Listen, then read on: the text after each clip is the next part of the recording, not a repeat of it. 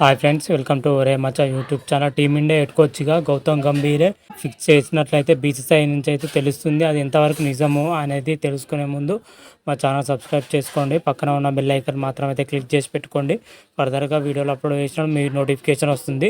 Present మాత్రం అయితే మన టీమిండియా వచ్చేసేసి వరల్డ్ కప్లో ఫుల్ అంటే ఫుల్ బిజీగా ఉండడం జరిగింది. ఈ వరల్డ్ కప్లో టీమిండియా హెడ్ కోచ్గా వచ్చేసరికి రాహుల్ ద్రావిడ్ అయితే వర్క్ చేయనున్నాడు. రాహుల్ ద్రావిడ్ వచ్చేసరికి వరల్డ్ కప్ అయిపోయిన తర్వాత మన టీమిండియా కోచ్ పదవికి అయితే కంప్లీట్ అయిపోతుంది. తర్వాత కూడా రాహుల్ ద్రావిడ్ను కొనసాగించే అవకాశము ఉంది. కాకపోతే రాహుల్ ద్రావిడ్ మాత్రమైతే టీమిండియా హెడ్ కోచ్ పదవికి అయితే దూరంగా ఉన్నట్లయితే చెప్పడం జరిగింది బీసీసీఐకి మాత్రమైతే.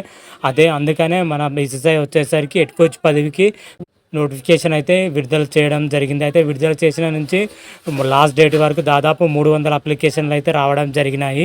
మొత్తం ఓవరాల్గా మన ఇండియా నుంచి కానీ ఇంటర్నేషనల్ నుంచి కానీ ఓవరాల్గా 300 పైచులకు అప్లికేషన్ అయితే వచ్చాయని కూడా చెప్పుకోవచ్చు. ఇప్పటి వరకు మాత్రమైతే పూర్తిగా ఎన్ని అప్లికేషన్లు వచ్చాయని అయితే బీసీసీఐ మాత్రమైతే వెల్లడించలేదు.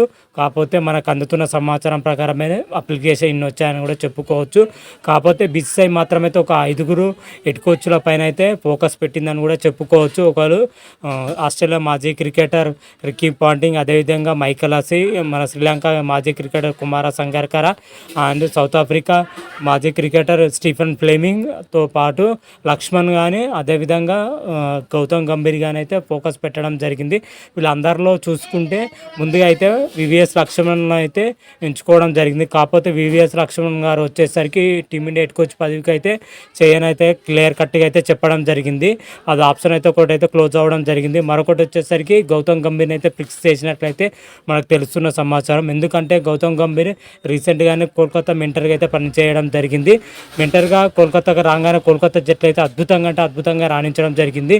అటు బ్యాటింగ్లో కానీ బౌలింగ్లో కానీ ఫీల్డింగ్లో కానీ ఓవరాల్గా కోల్కతా నైట్ రైడర్స్ అయితే సూపర్ సక్సెస్తో ఐపీఎల్ 2024లో ఛాంపియన్గా అయితే నిలవడం జరిగింది. ఛాంపియన్ నిలిపిన తర్వాత మన గౌతమ్ గంభీర్తో జైషా గారు అయితే మాట్లాడడం జరిగింది. ఇప్పుడు వీరిద్దరు జరిగిన చిట్చాట్ మాత్రం అయితే సోషల్ మీడియాలో తెగ వైరల్ అవుతుందని చెప్పుకోవచ్చు. రాబోయే రోజుల్లో మన టీమిండియాకి హెడ్ కోచ్గా గౌతమ్ గంభీరే చేయబోతున్నట్లయితే తెలుస్తున్న సమాచారం. మనకు అందుతున్న సమాచారం ప్రకారం అయితే టీమిండియా హెడ్ కోచ్గా గౌతమ్ గంభీరే ఫిక్స్ అయినట్లుగా అయితే తెలుస్తుంది. మరికొద్ది రోజుల్లోనే బీసీసీఐ అయితే ప్రకటించబోతున్నట్లయితే మనకు అందుతున్న సమాచారం.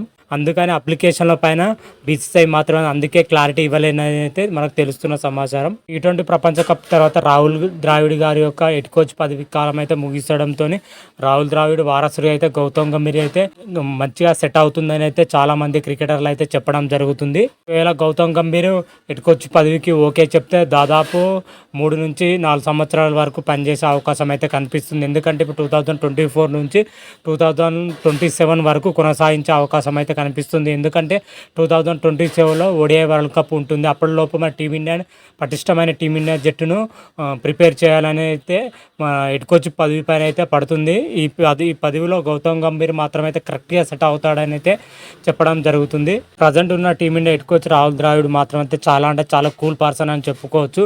ఒకవేళ గౌతమ్ గంభీర్ హెడ్ కోచ్ పదవికి ఎంపిక అయితే మాత్రమైతే టీమిండియాకి అయితే ఇంకా మంచి ఫలితాలు వచ్చే అవకాశం అయితే కనిపిస్తున్నాయి. ఎందుకంటే రాహుల్ ద్రావిడ్ లాగా గౌతమ్ గంభీర్ కూల్ పర్సన్ కాదు, చాలా అగ్రెసివ్తో మాట్లాడతాడు, ముక్కుసూటిగాను మాట్లాడతాడు. మన ప్లేయర్ నుండి ఏది కావాలో అది రాబట్టుకుంటాడు. అదేవిధంగా టీమిండియా విజయాలు కూడా సాధించే అవకాశం ఎక్కువగాను ఉంటుంది అని అయితే విశ్లేషకులు అయితే చెప్పడం జరుగుతుంది. మరి చూద్దాం టీమిండియా హెడ్ కోచ్ పదవికి ఎవరు సెట్ అవుతారు. ప్రజెంట్ ఉన్న పొజిషన్లో చూసుకుంటే గౌతమ్ గంభీర్, అదేవిధంగా స్టీఫెన్ ఫ్లెమింగ్, రికీ పాంటింగ్, ఈ ముగ్గురులో ఎవరు సెట్ అవుతారు అనేది మాత్రం అయితే కామెంట్ రూపంలో తెలపండి. అంతవరకు మీకు ఈ వీడియో కానీ నచ్చినట్టయితే లైక్ చేయండి, షేర్ చేయండి. మరిన్ని వీడియోల కోసం మా ఛానల్ సబ్స్క్రైబ్ చేసుకోండి. పక్కన ఉన్న బెల్ ఐకాన్ మాత్రం అయితే క్లిక్ చేసి పెట్టుకోండి. ఫర్దర్గా మీ వీడియోలో అప్లోడ్ చేసినప్పుడు మీకు నోటిఫికేషన్ వస్తుంది. రామ దేవ్ శంభో శంకర. Thank you.